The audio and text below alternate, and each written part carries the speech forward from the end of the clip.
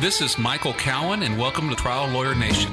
You are the leader in the courtroom, and you want the jury to be looking to you for the answers. When you figure out your theory, never deviate. You want the facts to be consistent, complete, and credible. The defense has no problem running out the clock. Delay is the friend of the defense. It's tough to grow a firm by trying to hold on and micromanage. You've got to front load a simple structure for jurors to be able to hold on to. What types of creative things can we do as lawyers, even though we don't have a trial setting? Whatever you've got to do to make it real, you've got to do to make it real. But the person who needs convincing is you. Welcome to the award-winning podcast, Trial Lawyer Nation, your source to win bigger verdicts, get more cases, and manage your law firm. And now, here's your host, noteworthy author, sought-after speaker, and renowned trial lawyer, Michael Cowan. On today's Trial Lawyer Nation, I'm joined by our Director of Marketing and Business Development, Delisi Friday. How are you doing today, Delisi? Good. How are you doing today? I'm doing okay. As we're going to talk about today, I just got out of trial yesterday. I tried the hell out of a case, and I got a mediocre verdict, and I'm not happy about it. Well, I have to say that I think it's very admirable to do a podcast when you still feel a little raw about it, and it's not exactly what you were hoping for. So I feel like today is going to be a really honest conversation. I'm doing my best. I will tell you that, when I gave you the idea that we would do a podcast when I got out of trial, I thought I was going to win big, and we were going to talk about how great it went. And it is frightening to sit here and talk about how things didn't go as well as I expected. You have the fear, will anyone ever want to send me a case again? People just think I'm a big fraud if I went out there and the fact is, when you try hard cases, you don't always get what you want, and that going in, but it still sucks when it happens to you. It does, and I will say that I think the only way you grow is to step out of your comfort zone. So I appreciate you doing this, and I hope all of our listeners do too, because it's not easy. Thank you. I appreciate it. Well, thank you for doing it. So for everyone listening, I knew a little bit about the case, and I wasn't in trial. So I really am going into this, as they say often in this podcast, with a beginner's mind. So let's start off, where were you, and tell us a little bit about the case. Okay, I was in federal court in Laredo, Texas. It's a border community. It is a huge trucking community. Like every third vehicle on the road, especially on the interstate, is a tractor trailer. That's the business.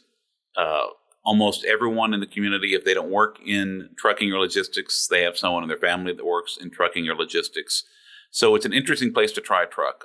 We had a case. It was a rear-end collision, a truck tractor, so it didn't have the trailer behind it, rear-ending a passenger vehicle. The biggest challenge in the case was that our expert says it was a 5.6 mile an hour change in speed because the 18-wheeler hit us at 5 miles an hour. Their expert says it was a 5.2 mile an hour change in speed, but both of them said it was a 5 mile an hour impact. And our client got the regular soft tissue treatment, and when she didn't get better, she had a hernia disc and she got a cervical fusion surgery. And so one of the biggest fights in the case is, did she have to have a fusion because of this crash, or was a 5 mile an hour crash too slow to cause this? And the surgery was for pre-existing conditions. And the jury, unfortunately, accepted the defense's position because they gave us the medical bills that were not related to the surgery, which was $30,000. The other $110,000 were related to the surgery, and they did not give those to us. And then they gave us another $80,000 for the pain, suffering, and impairment. So, like I said, they had only, at mediation, they'd offered us $7,000. Pre-trial, they offered us $25,000. And so, I could have been fake and come in and say, hey, I tried a case. They only offered us $25,000. We got $80,000. We more than tripled the pre-trial offer. We kicked their ass. Yeah. But that would really be disingenuous. That would be, I guess, what the classic marketing people would say to do. Always spin it and try to make it I will not take offense to that, Michael. I'm not saying you. I said the classic marketing people. I think you're being really honest, and that's who we are. We are, as Nick Rowley says, brutally honest. Yeah, and the brutal honesty is I don't judge my success and failure by how an insurance adjuster evaluates the case. Just because I beat their value. And who knows? I'm sure I could have gotten them to offer more had I come down to what they considered a more reasonable number too. So I don't want to pretend like, that's all they had ever offered me. But, had I just nosedived and collapsed, had I known what the result would be, I probably would have, I may have been able to get something, but it would have been difficult. Would have had to cut the heck out of the medical bills, cut the fees down to put a little bit. And I talked to my client about it. I said, look, I could probably negotiate a settlement that would put $10,000, $15,000 in your pocket if I cut the bills and beg the doctors to cut their bills, or we can go for it. And she says, well, let's go for it. And so, we made a conscious decision. We tried the heck out of the case, and unfortunately it didn't go our way. You are using the phrase "it didn't go our way," which is interesting to me because on one hand, as an outsider, I don't see this as a true loss, because a true loss in my mind is a big fat zero, right? But I can also understand the feelings and the emotions that you probably have right now because it's not exactly what you wanted. So you went into this and the offer was $7,000, you got more. So I just want to point out there is a part of this that in my mind is still a win because you didn't get a big fat zero, but I know you feel differently. So can you kind of explain to me how and why you feel like it's a loss? Yeah, there was two reasons. One of my definitions for a win at trial was my client materially better off for having gone to trial. With the verdict we had, given all the money we spent to try the case, and the fact there's medical owing, I'm really at a choice really between leaving her owing medical bills or cutting my fees and maybe some of my expenses to try to cut a deal with the doctors to at least not put her in debt. And so I don't feel like she's materially better off for having gone to trial. I'm not putting a big fat check in her pocket or even, I don't know. I'm going to try to find some way to get her something because I just feel like that's the right thing to do. Yeah. So that's one thing. The other thing is, what do I believe the case is worth? I believe in my heart that she got a herniated disc in that crash, or at least whatever pre-existing conditions she has that weren't bothering her, that weren't causing any pain, became painful and needed surgery because of the crash. And I was not able to convince the jury to allow damages for that. I was not able to convince it was more likely than not that was the truth. And I think that is the truth. And so since I feel like the truth didn't get reflected in the verdict, I feel like, Sergeant Lamont would say the jury failed, not me, that I didn't fail, that my job was to fight and I did my job. And I'm not kicking myself in the butt. I'm not feeling bad about it. I know when you try cases and you try cases that are on the edge, like low property damage cases, big gaps in medical cases. In this case, we had, some days when she went to the doctor with a 1 pain rating or 0 pain rating, and then the pain came back. You get these issues that make it harder. You're not going to win them all. And you're not always going to get a home run every time you go up to bat. You just like the Cincinnati Bengals. They were a great football team. They went to the Super Bowl, but they didn't win. That doesn't mean they're a bad football team because they didn't win the Super Bowl. So I don't feel like I'm a bad lawyer. I'm looking back. I think I tried the case well. It felt good. I felt relaxed. I felt confident, but it didn't go my way. And so, of course, if I had to try it over again, I'd do something different because why would I do the same? But at the same time, I'm not beating myself up. I feel like I left everything out on the field and gave it everything I had. But I know, just from doing focus groups, you can focus group the same case with the same presentation, and different people are going to see it differently. And that's just, I think, part of the humility we need to have as trial lawyers is you have to have the confidence to go in there and try every case, but to know that, winning and losing is not entirely within your control. And no matter how hard you work, no matter, there's no magic like consultant or other lawyer that can teach you this magic trick that's always going to win every single time. I wish there was. I've been looking for it for 20-something years, and I haven't found it. And I do know that I've got in there and I've won these cases. I've gotten $300,000 to $500,000 on a case with a 4 or 5 mile an hour collision. So I know it can happen. I think that was one of the things that hurts more is because I know I've done it before. and I didn't get it done this time. It's just frustrating. Yeah. It's not like I'm going to go quit. It's not going to go, not like my client's not mad at me. They're happy with the trial. They thank me afterwards. I don't think I look bad. Then again, to pretend like it doesn't hurt would be a lie too. And I think when we lie to ourselves about how we feel, then we can't process it. Mm-hmm. And then, then it festers and then it enters. It's what Sarah Lamont, and I think she got it from someone else, calls it the saboteur. You have a little voice inside your head that's telling you, like, oh, you can't really do this. You're a fraud. You're going to lose again. And if you don't allow yourself to feel the disappointment and pretend like it's not there, then that voice gets even louder. Oh, absolutely. I think if you hide it and pretend like it's not there, it makes it a million times worse. Mm-hmm. You've said before, whenever something like this happens, you have a nice bottle of wine and you get up and you do it again. And you said to me this morning, I said, how are you feeling? I'm very happy that you're here. You said, just because you lose a game doesn't mean you don't go to practice the next day. Exactly. So thank you for coming to practice again today, Michael Cowan. Well, you're welcome. And no, look, that's what we did. And I didn't even have the wine last night, although I You didn't?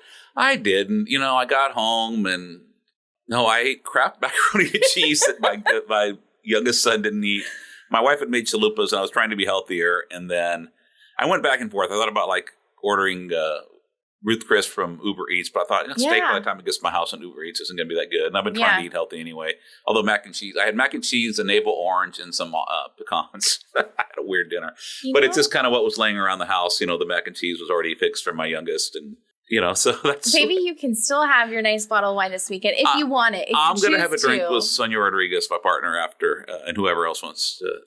That's actually not true. It's not whoever else wants to join us. It's someone that I'm really close to wants to join us. I feel like it's a special moment when you share that with someone. Yeah, it is. It is. You have to be able to find people that you can be real with. And to me, the worst thing would be someone. I mean, once I remember I had a case and didn't do so well, and the referring lawyer said, "Well, did you do this? Did you do that? Did you polarize it?" And okay, that was the worst thing. It's like, don't second guess me. I did everything I could. But the second worst thing to me are the people trying to say, "Oh, you really won. You really did a great job." I'm like, no, I didn't. That's bullshit. Because again, I set a very high standard for myself. We often meet that standard.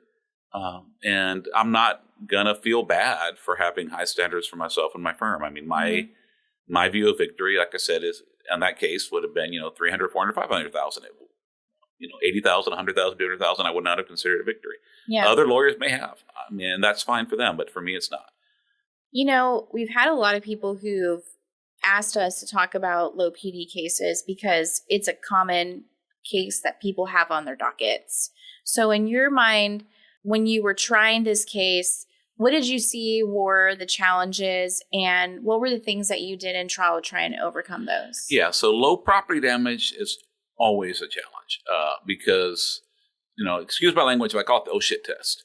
So if you look at a photo of the vehicle and you say, oh shit, what happened to the people? Oh shit, are they okay? Then it's a much easier case to try. When you look at the property damage and you don't think like, oh, that's not much, when that's your visceral reaction, then it's much harder to win the case. And in this particular case, the judge did most of the jury selection. He was lucky enough, he gave us each 15 minutes, which is not a whole lot of time. Wow. But in federal court, sometimes you get 0. So I viewed it, I'll talk about mindset a little bit later, but I just, instead of getting mad about only having 15 minutes, I was grateful that I had 15 minutes. Okay. Because that's 15 minutes that you don't normally have. And so the one time in trial that the saboteur was really talking to me is the judge is asking people questions. And one of the questions he asked is, anyone been in a wreck? And about 75% of the panel had been in a crash. Some of them some pretty bad crashes. I mean, T-bone, vehicles totaled, and not one of them had been hurt. Wow. Yeah. Really? Yeah. So I'm like, oh my gosh. Like everyone here has been in a crash and not been hurt. That's a huge life experience. Yeah. I'm in a federal court where they're not going to be taking people off for cause. I mean, I'd have to get them to say they would not follow the judge's instructions. They would not be fair. And people can come say, well, that's not right. That's not what the law is. Well, I know my judge. And I know how the judge was going to interpret cause strikes. And I knew that I wasn't likely to get many. And so the only thing I could do is turn to the group, trust the group and hope the group would save me. And so when I got up, one of the first things I said, well, I think a lot of people here have talked about this, but who here knows about there's crashes, they're really bad crashes, the vehicles are all smashed up, and nobody got hurt. Hands shoot up. And tell me about that. Well, how about the other way? Does anyone ever heard of a crash where the cars don't look that bad, but people get hurt? Yeah, I saw some hands go up. I'm like, yes. Yeah. And this is where I've usually won those cases. Is usually there's been somebody who's known someone that got surgery, in something similar to what our client got. And juror number 1, who I was scared of because she had been in a wreck with an 18-wheeler and it had been worse and she didn't get hurt. She worked for a doctor. She actually worked for the same clinic as the defense expert. Oh, man. And she said, yes, we schedule patients all the time. The cars don't look bad, but some of them even end up getting surgery because they do get hurt. So like, yes, okay, it's real. And then I had a number of other hands go up saying that they knew that it happened. And so can we all agree you can't just look at the car? So, although it didn't. So I don't know, maybe it wasn't the property damage. Maybe it was other stuff in the medical record. I'm trying to reach the point where I'm in there, I'm in the moment, I'm not thinking, I'm detached from the result. I'm purely, am I giving my maximum effort or not? That is my goal. If I was truly there, then I would be able to go talk to the jurors afterwards and ask, well, what were the factors? What was it? How did I do? Really, that's how I did, because it's not about me, but, why didn't you believe that this person needed surgery because of this crash? Mm-hmm. I'm not there yet. And so the judge asked me, Mr. Cowan, do you want to talk to the jurors? I said, Judge, it feels kind of like I asked somebody on a date and they said no. Now, do I want to call them and ask them, well, why don't you want to go out with me? It just feels kind of... it's a good example. Well, so let me ask you then. I feel like we talk a lot about mindset on the podcast, and it's not something you do here or there. It is consistent work to focus on your mindset and make a difference by doing it regularly. And you mentioned mindset a moment ago. So if we can talk a little bit about that, what was your mindset during the trial? And tell me, what did you do to prepare with your mindset? And how do you think there's still some areas to improve? Yeah, I have a little mantra I developed for trial, which is the judge wants to do the right thing and the judge wants to follow the law and make the right rulings. The jury is here because they want to do the right thing. I'm going to trust them to do justice in this case. And I'm going to have fun, because I think having fun in trial makes it more likely that you're going to be relaxed and you're going to be more, if you don't trust the jurors, what are the alternatives? We can trust the jury, which means we're going to be more relaxed, more open with them, better communicators. And if it turns out that we're wrong and they were going to screw us over, they're going to do it anyway. Yeah. Or we can not trust the jury, and then trial's going to be miserable. We're not going to be able to sleep at night. We're going to be guarded. They're going to see it in our body language. They're going to hear it in our voice, and we're going to be even less likely to win.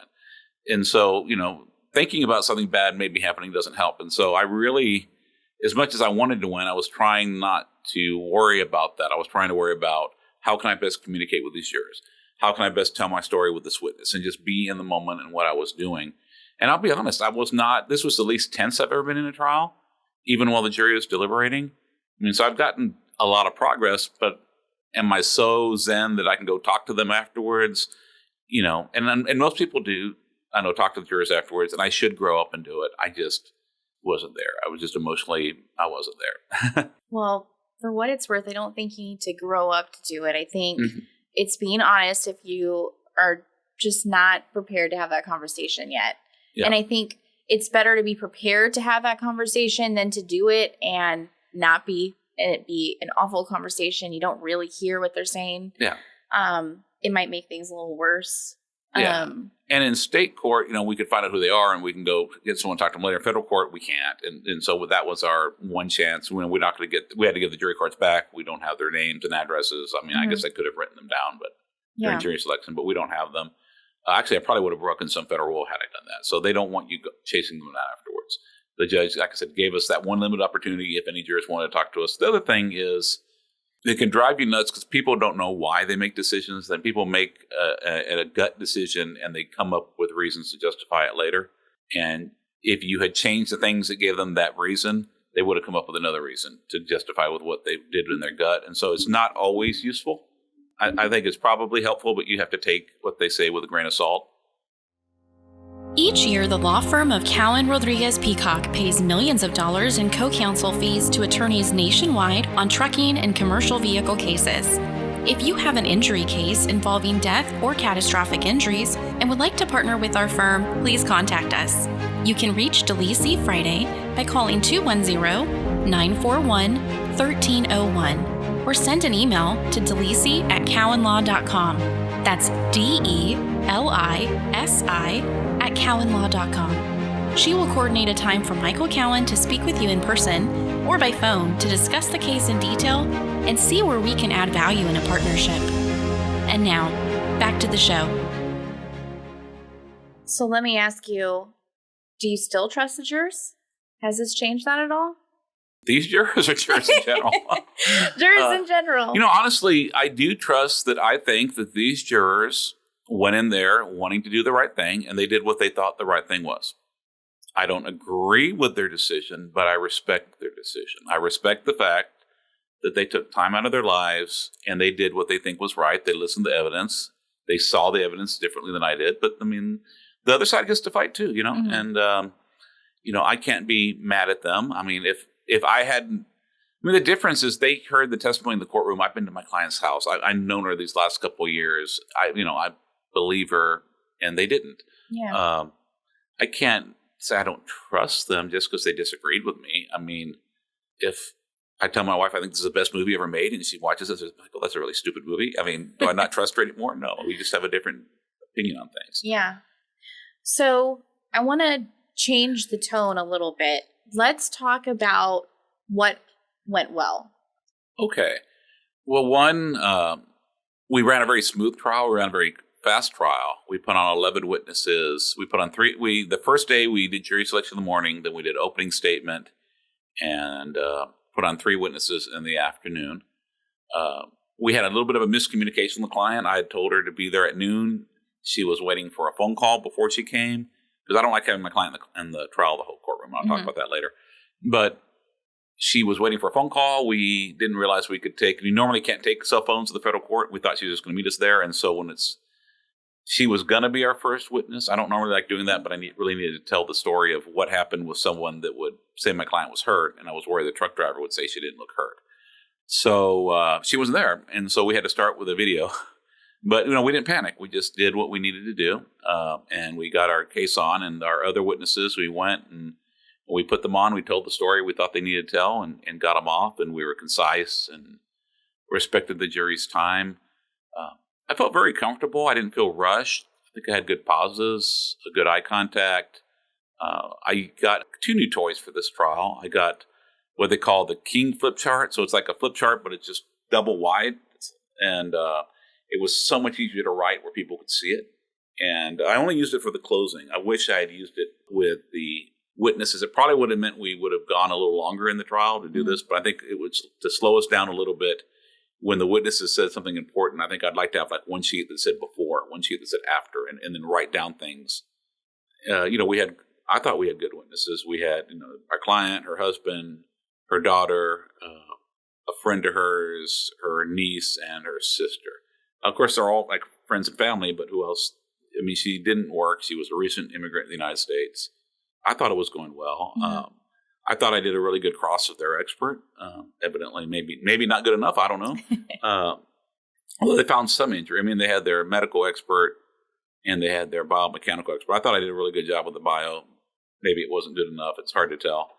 But. You mentioned that our client was a recent immigrant, and I know our client is a fluent Spanish speaker. So I'm interested to hear, was there a point where you thought it makes it a more difficult case when you're trying to tell your client's story and they are not fluent in English? It makes it a lot tougher. Even though I'm sure a lot of our jurors probably spoke Spanish too. One is that I speak Spanish, but I would say I'm about 80-85% fluent.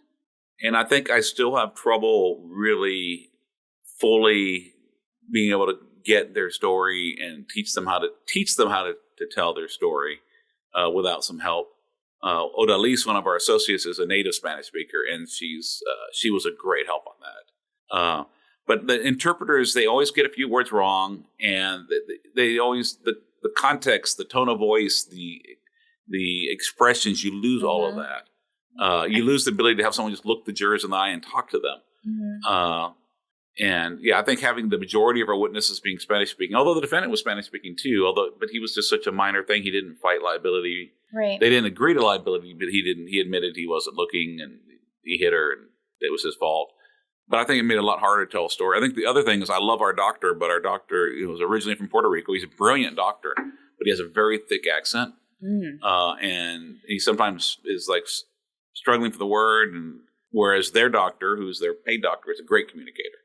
And I'm really looking for, on our cases when we have our doctors that don't communicate well, a good plaintiff's IME doctor, someone that can examine our client, review all the medical records, and then speak coherently and persuasively on behalf of our client. I think that would be very useful to have in our cases. Oh, absolutely.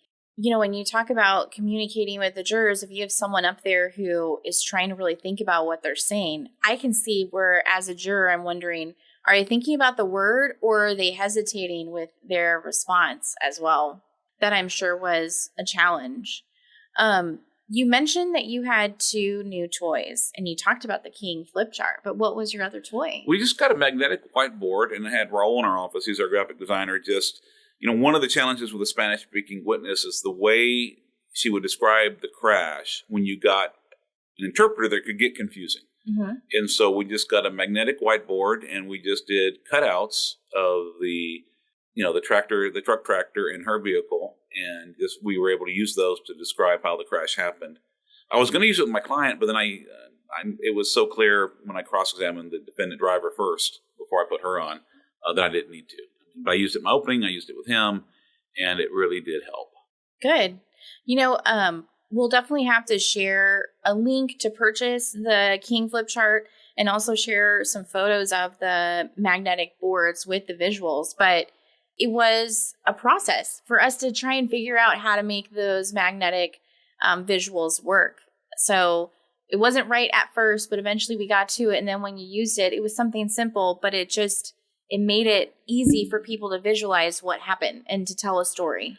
Yeah, and it saves, we didn't have the budget in this case to do animations, but when you do animations, there's always a cross-examination to be done on animation because you're always having to assume something, knowing exactly what happened frame by frame, which is what an animation is really tough. But if you just get the cars, and you can get toy cars. So the problem with toy cars is unless they're on magnet and mounted vertically, like the experts playing when the jurors don't really see what's happening. I like this because it's up and all the jurors can see it. Now, we still had the jurors. It was a little more challenging because the jurors were spaced out due to COVID concerns still. Okay. We actually had to wear masks when we weren't speaking in trial. And then the jurors so they were, not all, like some of them were in the jury box, 2 were like on the side, but they're all spaced out, not like they normally would be all next to each other in the jury box. So it was a little more challenging to put our visuals where they could all see them. Mm-hmm. Well, I like that you still did something on a budget. Not everyone's going to have the money to do an animation. So I really loved seeing the creativity. Yeah. And when you have a low PD case and you don't have a ton of money to put into case expenses, that's when you need to be creative. Yeah, and we could have put magnets on some model cars too if we wanted to. But I mean, just basically, Raul found some stock images of a tractor unit in a car, and that couldn't have cost more than $20. Mm-hmm. And then I don't know what it cost to print them on foam board, but it wasn't that much. I mean, nope. And then we just bought some magnets at Michael's or I don't know where we went, Hobby Lobby or somewhere, and put them to the back and had to figure out how much magnet was too much where I didn't want to move and how much magnet was okay. And but I mean, the whole thing, I think the magnetic board cost us a couple $100, but the whole thing for the rest of the visual was probably $30, $40. Yeah. So, you can be creative and you don't have to spend a ton of money. I agree. You mentioned Odalis assisting with translating for our client. You tried this case with 2 other attorneys, and we always talk about growing from within and training and becoming elite. And I think part of that is making sure that everyone gets to learn from Mike LeCowan and be a part of it. So tell me a little bit about how did you use the associates in this trial, and what do you think were some takeaways that they came with? Yeah, so I had them each take two of the witnesses. I had Robert do the two English-speaking before and after witnesses, the client's daughter and niece, and I had Delisi do her sister and a friend of hers that they were in English classes together and they used to have breakfast together. They both the big thing is to show how well she was doing before and how she's not the same afterwards. It's a little scary because nothing against either one of them, but I've tried 100-something cases. I think Robert's been involved in a couple trials. Delisi just got her license in November and never been in a trial before. Mm-hmm. And so, I know it's going to be, they're not going to do it quite as well as I am. They're going to do a little different, but how else do they learn? Right. In this way, if they forget to ask a question, I can still pass them a note. And I think they did quite well. The other nice thing is, we all agreed on we all met together with the witnesses to learn what stories do you have to tell. And so we all met and tell me how she was before, give me examples, give me stories, tell me how she's different afterwards, give me examples. So we're never telling them what to say. We are spending time with them. Now, the one issue with this case is this case should have been tried in 2020, and then COVID stopped it. And so because it was federal court, everything got frozen back in 2020. We've since learned a lot about getting more photos and videos and stuff. We ended up with one photo from before. It was a photo of her doing yoga, which I thought was a really good photo because she was doing like a headstand, which I don't think you could do if you had a herniated That is disc. not easy. The defense suggested that may have been what herniated her disc. Oh my gosh. Really? Yeah. Wow. They said that would have been a lot more force on your neck than the crash. May have been too, who knows? But it was force your body's designed to take. It's a different kind of force. But it made it a lot easier because I didn't have to prep every witness. It's overwhelming to go try to prep, especially when it's an out-of-town trial. So you got to go there to prep them. And, being able to break up, we all went to the client's house and I got two, they got two, and they each had two. And it made it easier to prep. It made the trial a lot easier when I'm doing 2 or 3 witnesses a day instead of doing every witness. Right. It's a little less fun, honestly. I enjoy watching them blossom and watching them do things. But it's also more fun just to go cowboy it up and go do it yourself. Yeah.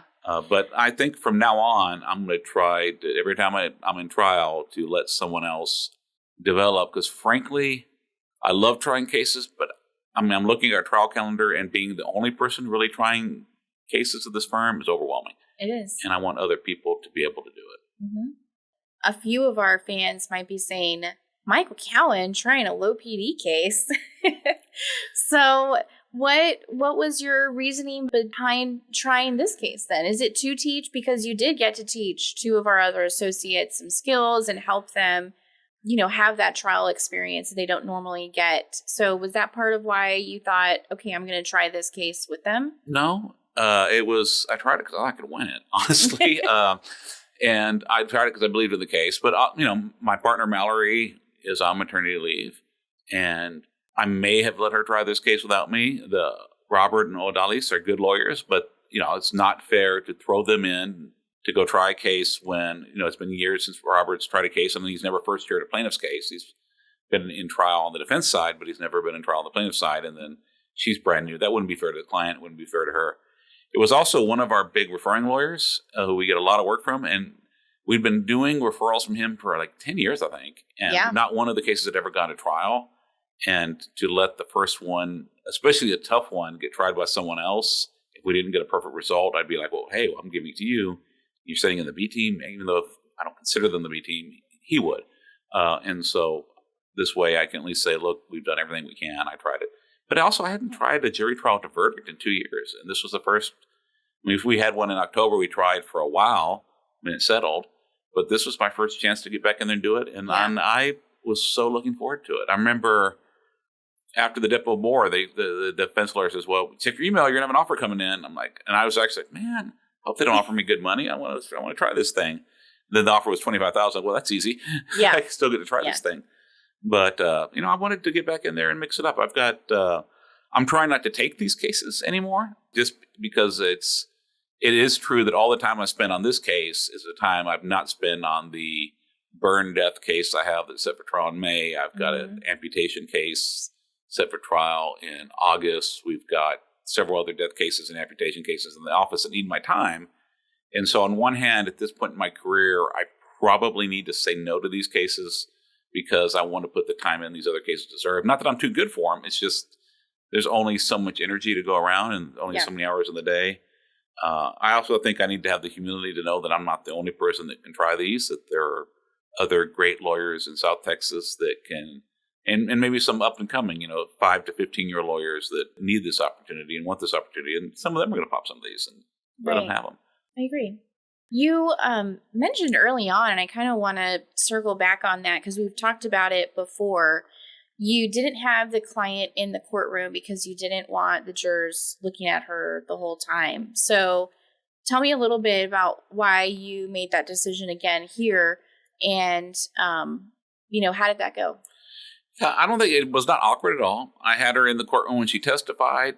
She was also sitting in the gallery when other people were testifying on the second day of trial. And I had her sit next to me in closing. I thought that was important.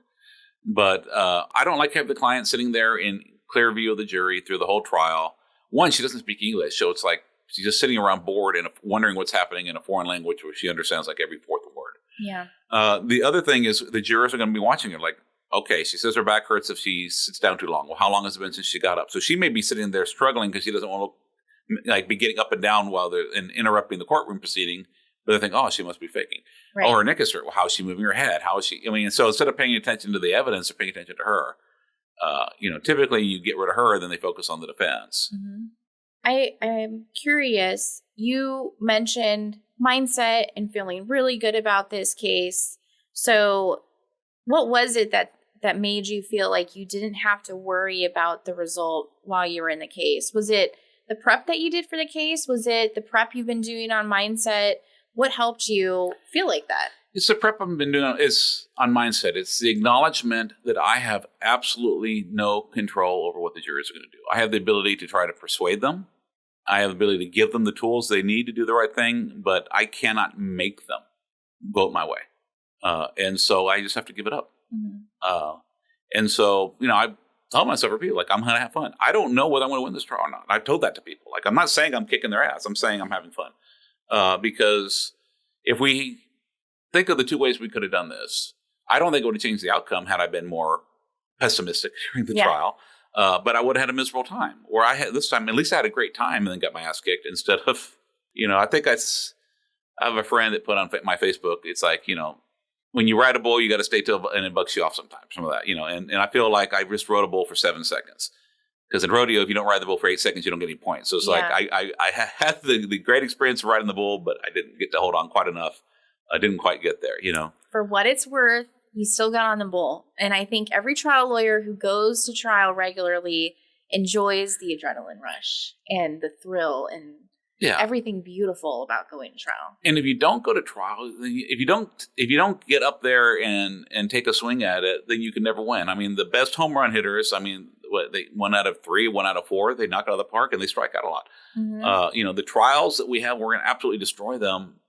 They pass on those cases generally. And so, the cases you get to try tend to be the ones that are tougher. And so, you just have to let it go. And we do hit some of them. And I've hit these kind of cases. That's the one thing that frustrates me because I know I can do it. I know there are jurors out there that can do it, but it really depends on who's on the jury. And we just didn't have the right panel in this case. Mm-hmm. You mentioned the panel. I'm not a lawyer, so please correct me if I'm wrong. But when you were trying a case in state court versus federal court, don't you need a unanimous verdict? Yeah, and he decided to go with 10 instead of 6 because I guess he was worried about losing some because of COVID, which made it even worse because then you have to have 10 people that are unanimous. And so, you have 1 or 2 skeptics that can really pull your verdict down. I mean, they were out for 2.5 hours, so they were definitely talking about it. I definitely have some people on our side, just not enough. Yeah. I think one of the other things that was tough in this case is that I didn't have a villain.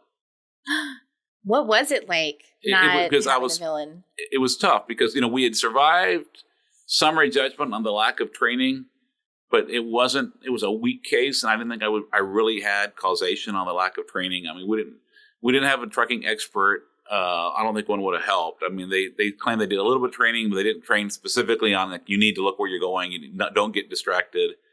But I thought I would have lost credibility because I know that the custom in Laredo, Texas is not to train your drivers because I've had enough cases there. And so if I said you need to do all this training and everyone was going to go home and talk to their husband, their cousin, and they're like, that's bullshit. No one does that I would lose credibility. Right. And also I didn't think it was a piss off factor. And the driver admitted that he didn't really make much of an excuse for it. I mean, he tried to say he took his foot off and it was a neutral. And my lady said he hit the gas and she heard him. But it wasn't that much of a piss-off factor. I tried to make the experts, being deceptive a piss-off factor. I've done that before. In this case, it didn't work. But I didn't have any real, they were being reasonable. They're like, yes, she had a soft tissue injury, but we didn't call it a disc injury. This was really minor, 5 miles an hour. And maybe it caused this and give her some money for that, but it's not hard enough to injure a disc. Mm-hmm. And, I didn't have a really good villain, and it made it, it's so hard to get a jury to give money just because your client's hurt. Usually you get big money when someone's done something wrong and they're mad about it. And I wasn't able to find anything that would make people mad, and it made it a lot harder. And, I think we have to look for that in every case, but it's not always there. I mean, sometimes it really is just, like this one, an accident in a parking lot. And, right. Well, and you talk about this a lot on the podcast, but also in your annual Big Rig Boot Camp, which is coming up in June for anyone listening. But you're right. You also can't just make one up to make one up. And I agree with you. I think it wouldn't have felt right or real or honest if you had made one up simply just to make one up. It also wouldn't have helped. Right. Because it wouldn't have been real, and we wouldn't have gotten away with it. I'm all for looking hard in every case for the root cause. It's just a lot harder to get jurors upset about a 5 mile an hour parking lot crash than it is when we have our big smashes. I mean, but it doesn't mean we should give those cases up, because people really do get hurt, and someone needs to fight those. And, I've fortunately or unfortunately, we still have some in the office that I will be trying. And, I'm going to win some of them. I've done it before, but I'm not going to win all of them. When you try the tough cases, you're not going to win 100%. But the only way to lose permanently is to quit doing them. I mean, I'll get them next time.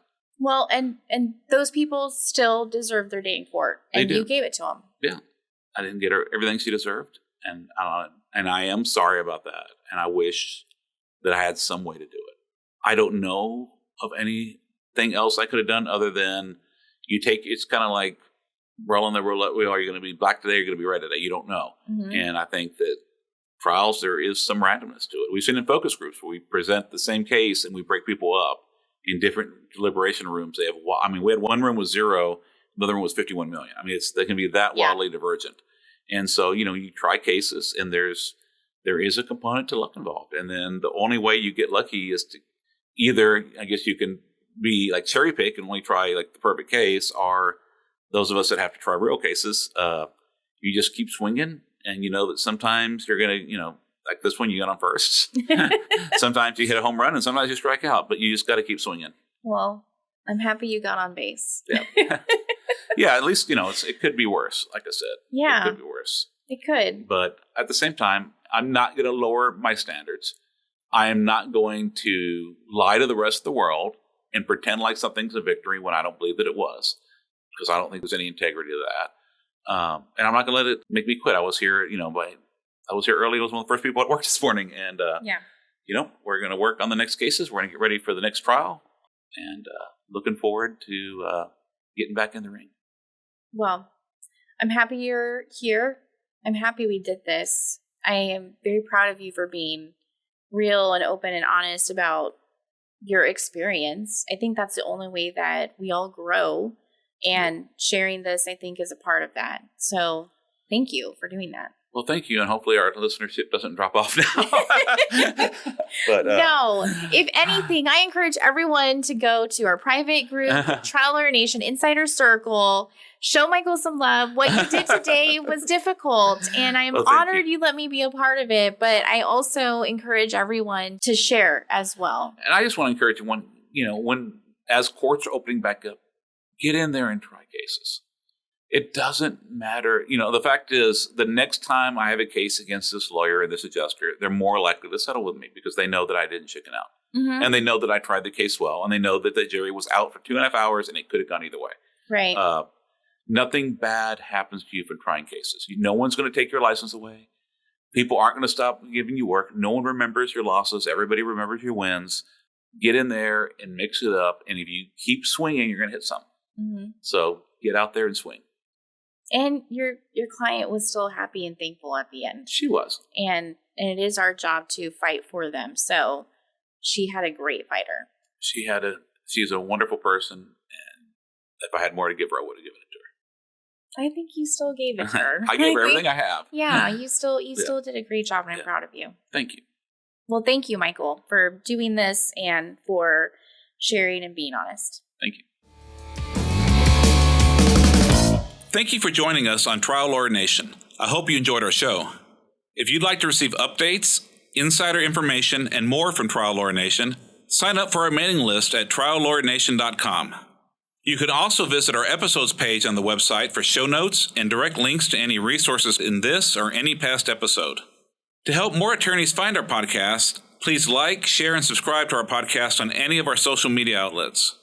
If you'd like access to exclusive, plaintiff lawyer-only content and live monthly discussions with me, send a request to join the Trial Lawyer Nation Insider Circle Facebook group. Thanks again for tuning in. I look forward to having you with us next time on Trial Lawyer Nation. Each year, the law firm of Cowan Rodriguez Peacock pays millions of dollars in co-counsel fees to attorneys nationwide on trucking and commercial vehicle cases. If you have an injury case involving death or catastrophic injuries and would like to partner with our firm, please contact us. You can reach Delisi Friday by calling 210-941-1301 or send an email to delisi@cowanlaw.com. That's DELISI@cowanlaw.com. She will coordinate a time for Michael Cowan to speak with you in person or by phone to discuss the case in detail and see where we can add value in a partnership. This podcast has been hosted by Michael Cowan and is not intended to, nor does it create the attorney-client privilege between our host, guest, and any listener for any reason. Content from the podcast is not to be interpreted as legal advice. All thoughts and opinions expressed herein are only those from which they came.